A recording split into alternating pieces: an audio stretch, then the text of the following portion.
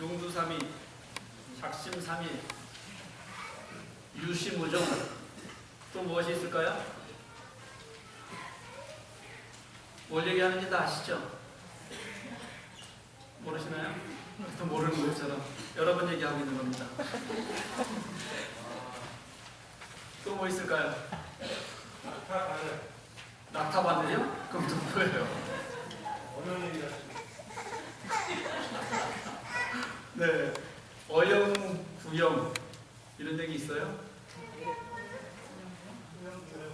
어영구영이요? 네, 원래는 어영구영입니다.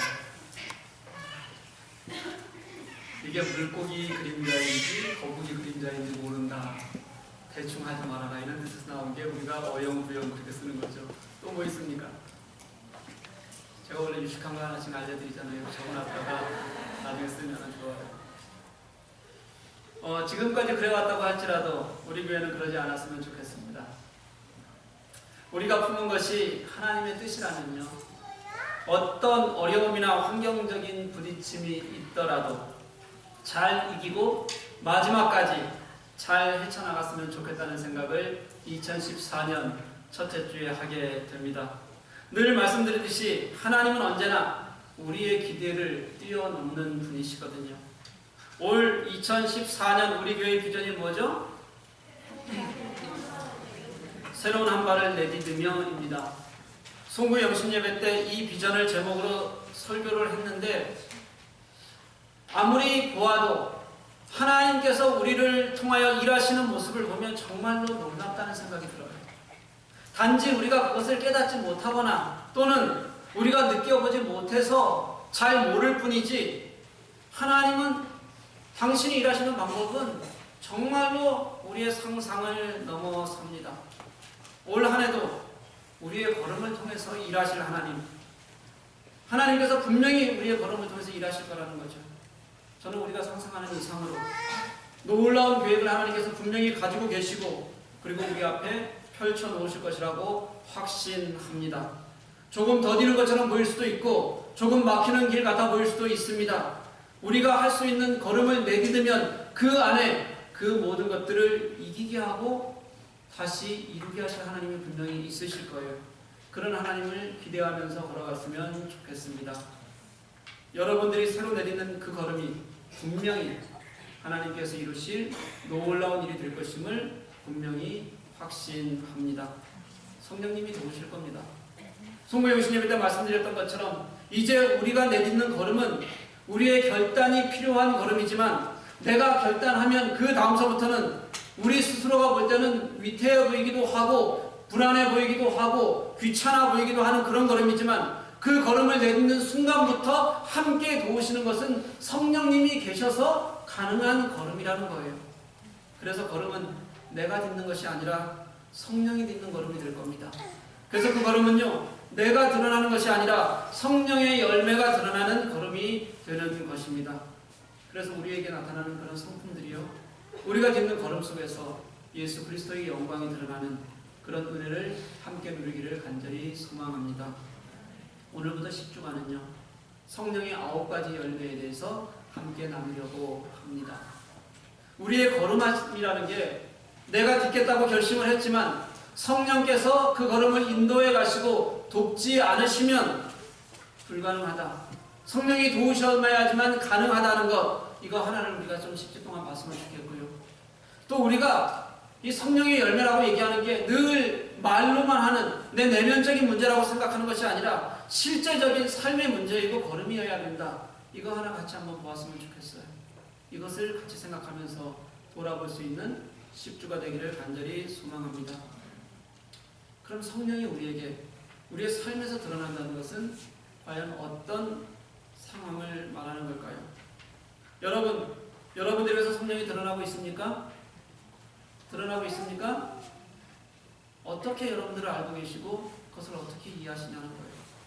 이것을 제대로 이해하기 위해서 오늘은 우리 인간의 구조를 한번 해부해 보려고 합니다. 하나님께서 인간을 창조하실 때 무엇으로 빚으셨죠? 흙으로 빚으셨습니다.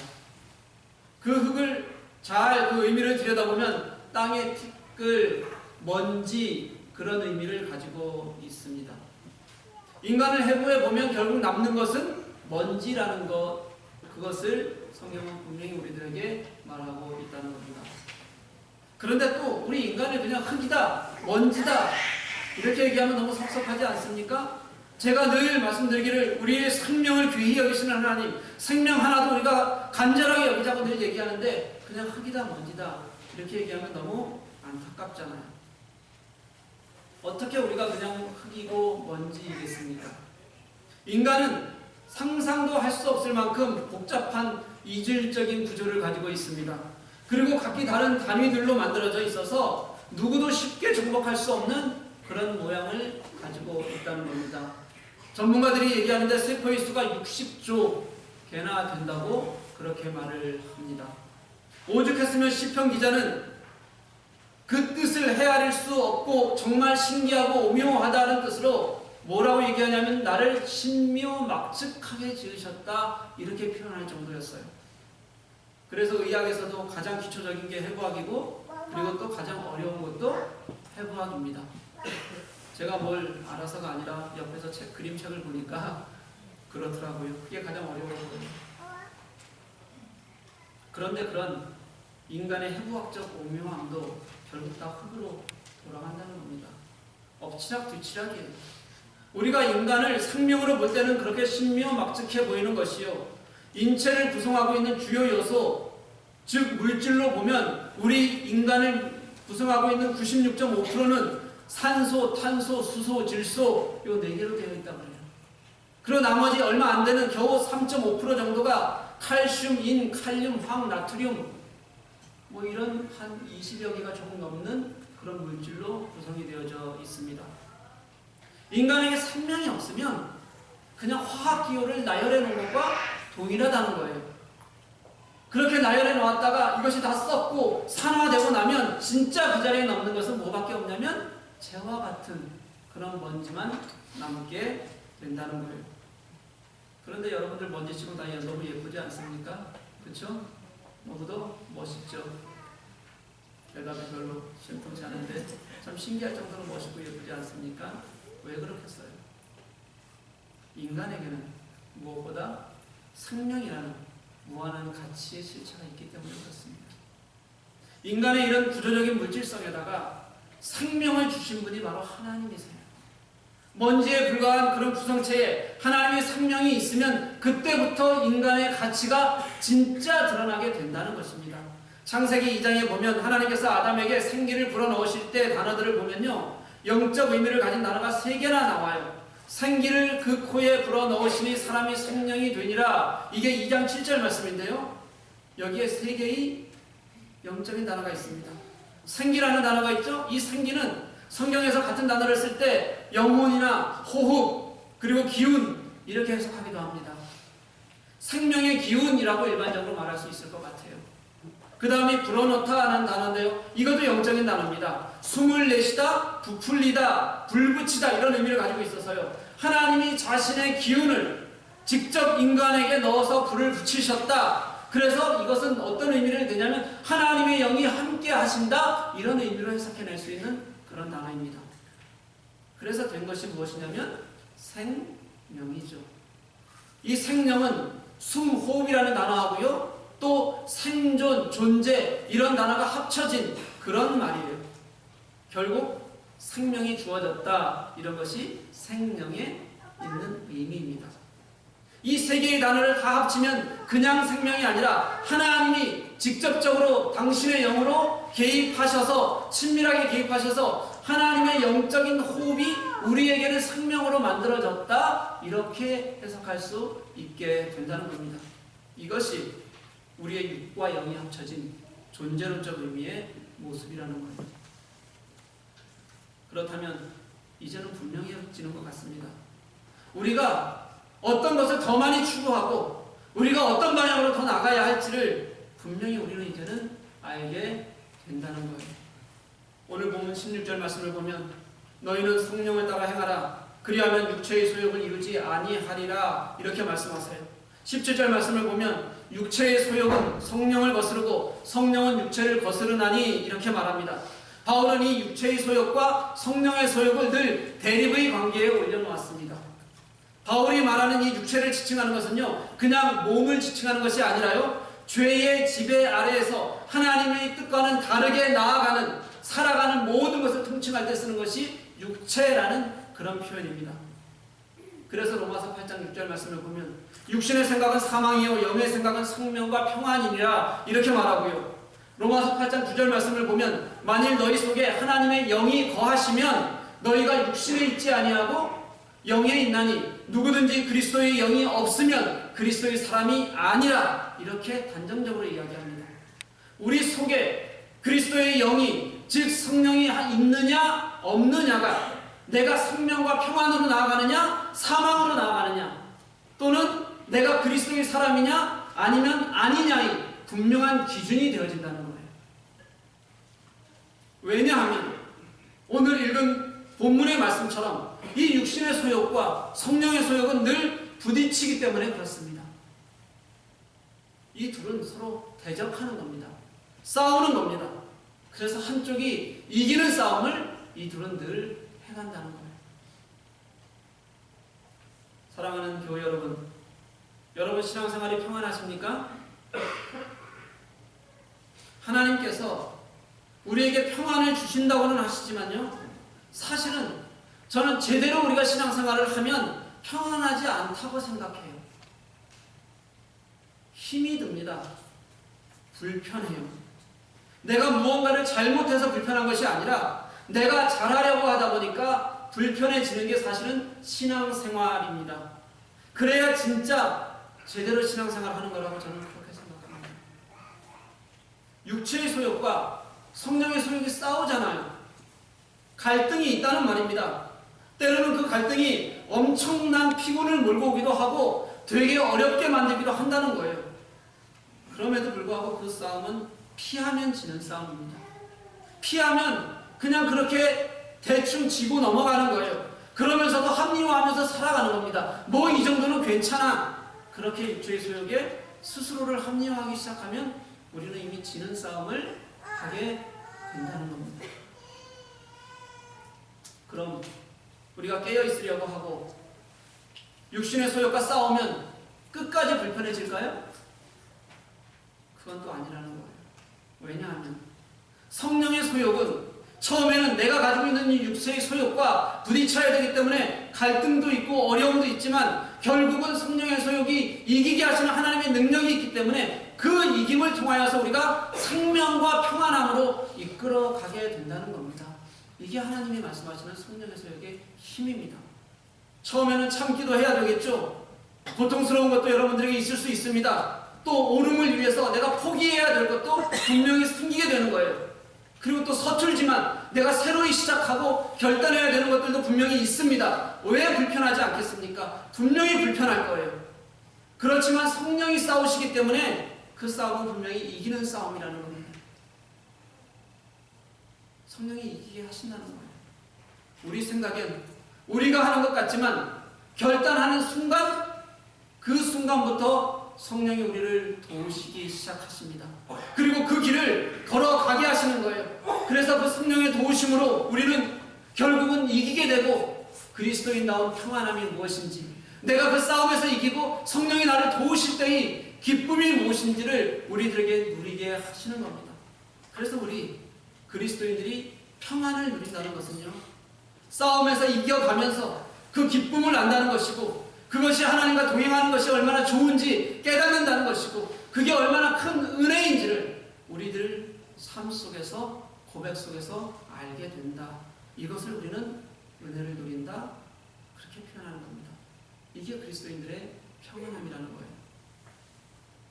사실은요, 여러분 육체의 소욕대로 사는 것이 훨씬 여러분들에게 좋을 겁니다. 그냥 즐기면 되거든요. 그냥 내 생각대로 하면 되거든요. 내가 해왔던 게 불편하지 않으니까 그냥 하면 아무렇지도 않거든요. 그냥 하나님이 말씀하시면 교회에서 예배 드리다가도 저건 내게 하는 얘기가 아니라고 생각하고 나가서 예배당 나가는 순간 웃고 떠들고 즐기면서 다 잊어버리면 되거든요. 얼마나 편하겠습니까? 그런데 이런 편안은요, 내가 푹신한 소파 같은데 몸을 누릴 수 있다는 그런 편안함입니다. 내가 더 많이 가졌다? 내가 더 많이 즐기는데 아무런 어려움이 없다? 이런 편안함이. 하지만 성령의 소욕으로 사는 사람은 수많은 어려움과 고난들이 있습니다. 하지만 그 속에서 일하시는 하나님은 이래서 그 일이 결국 얼마나 소중하고 좋은 일인지 알고 깨닫기 때문에 기뻐하고 평안해지는 그런 평안입니다. 한번 잘 보십시오. 그래서 육체의 소욕은 즐거움이 먼저인 육체적 평안함이 되는 거고요. 성령의 소욕은 하나님과 동행하면서 이긴 자가 느끼는 영적 평안함이 되는 것입니다. 이게 다른 거예요. 여러분은 어떤 삶이 그리스도인다운 삶이라고 생각하십니까? 육적 편안함입니까? 영적 평안입니까? 아직도 육체의 소욕에 그냥 나를 맡겨두는 삶입니까? 아니면 성령의 소욕이 나를 불편하더라도 끌어가고 내가 그 안에서 복종하는 삶이라고 여러분들 생각하십니까?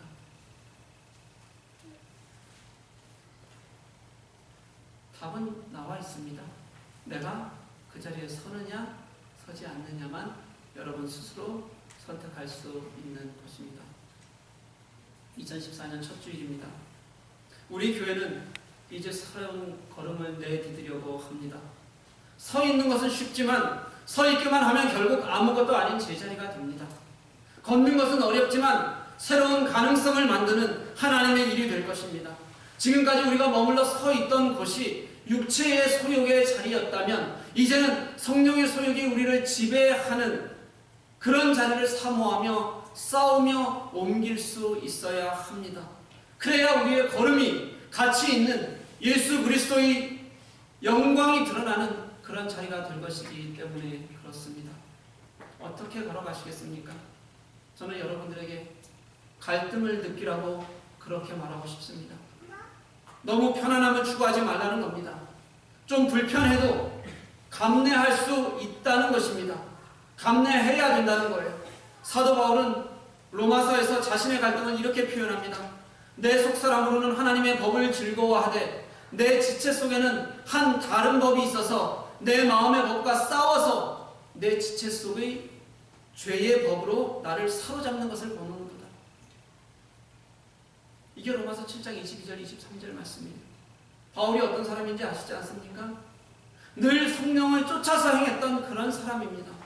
죽음이 두렵지 않은 사람이었고요. 아무리 맞아도 내가 저 지역에 가서 죽을 뻔하게 돌을 맞아도 다시 거기 가서 복음을 전해야 되겠다고 생각하면 또 가서 전해야지 속이 풀리는 그런 지독한 사람이에요. 그러니 자기가 말한 대로 40에 한 대 감한매를 5번이나 맞고 3번을 태장으로 맞고 1번을 돌로 맞아 죽을 뻔한 유기를 넘기고 3번을 배가 파산을 하고 그렇게 고통을 당하고 여러 번 강행 위험을 당하고 유대인들로 인한 고통을 당해도 그렇게 무사히 겪었는데도 복음 하나만을 가지고 달려갔던 그런 사람이 바로 사도 바울이었습니다. 그런 그가 그렇게 고백하는 겁니다. 나도 지금 내 속에서 싸운다. 내 속에서 하나님의 법과 육신의 법이 싸운다.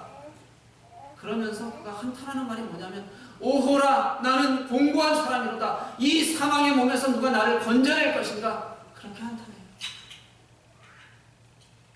심지어 바울조차도 내 속에서 하나님의 법과 육신의 법이 싸운다고 고백하고 그렇게 탄식하는데 어떻게 우리는 아무렇지도 않고 나는 너무 옳게 살고 있다고 생각하고 나는 그냥 이렇게 지내는 것이 너무 좋다고 생각하고 그렇게 살 수가 있겠냐는 거예요. 그래서 저는 여러분들에게 갈등을 가지시라 이렇게 말하고 싶은 겁니다. 우리가 머물던 육신의 소욕이 그렇게 만만하게 자제되거나 사라져버리는 것이 절대로 아닙니다. 평생 싸워야 될 우리의 삶이 될 겁니다. 땅을 한 번 갈아엎는다고 해서 영원히 옥토가 될까요? 절대 그렇지 않습니다. 해마다 갈아엎어야 하고요. 양분이 다 빼앗기지 않으려고 객토도 해야 되고 부엄도 넣어줘야 됩니다. 그래야지만 매년 그것을 되풀이해줘야지만 그래야 이것이 옥토로 남는 것입니다. 그렇게 꾸준히 애쓰고 결단하고 나를 갈아엎는 노력 그게 어떻게 마냥 편안하겠어요. 때로는 탄식이 있고요. 때로는 아픔이 동반되고요. 갈아엎어지는데 어떻게 크게 불편함이 없겠느냐는 거예요. 그런 불편함과 내가 지금 싸우고 있다는 탄식이 그게 나를 지금 잡고 있는 게 우리 그리스도인들에게는 정상이라는 겁니다. 그런데도 불구하고 성령의 소욕이 이긴다는 말은요, 그렇게 탄식만 하다 만다는 것이 아니라 그 안에서 성령의 도우심과 하나님의 임재를 경험한다는 말이 됩니다. 성령을 따라 행한다는 말은요, 관념적인 명령이 절대로 아니에요. 끊임없이 우리를 붙잡으려는 그런 노력과 내가 나를 향해서 서 있는 육신의 욕심을 버리려는 그런 마음을, 그런 행동을 가져야 한다는 그런 의미입니다. 그 일에 성령님이 직접 개입하시겠다, 직접 일하게 하시겠다고 그렇게 격려하는 거예요. 그런데 왜 우리는 성령을 관념 속에다만 두고 있을까요? 왜 성령이 우리 속에서 일하시는 것을 우리는 인정하지 않는지 모르겠어요. 우리 교회 교우들은 그 성령의 일하심을 고백하고 함께 나아가는 삶을 살았으면 좋겠어요. 무한한 가능성으로 우리를 만들어갈 그분께 우리의 삶을 맡기고 결단하며 행동하며 나가는 저와 여러분들이 되시기를 간절히 소망합니다. 우리 한국교회 교인들을 보면 정말 신기해요. 한국교회처럼 오늘 이 말씀이 적용이 안 되는 교회는 아마 없을 겁니다. 그렇게 열심히 신앙생활 하는데도 진짜 열매가 안 나타나요. 우리 기독교인들이 사회에 나와서 그들과 똑같이 부도덕하고 심지어는 내가 사회에 나와서 불법으로 얻은 헌금을 교회에 많이 한다고 그렇게 간증하고 그런 것을 또 하나님께서 우리를 위해서 일하셨다고 서로 좋아하는 모습을 보면 오싹하기까지 합니다.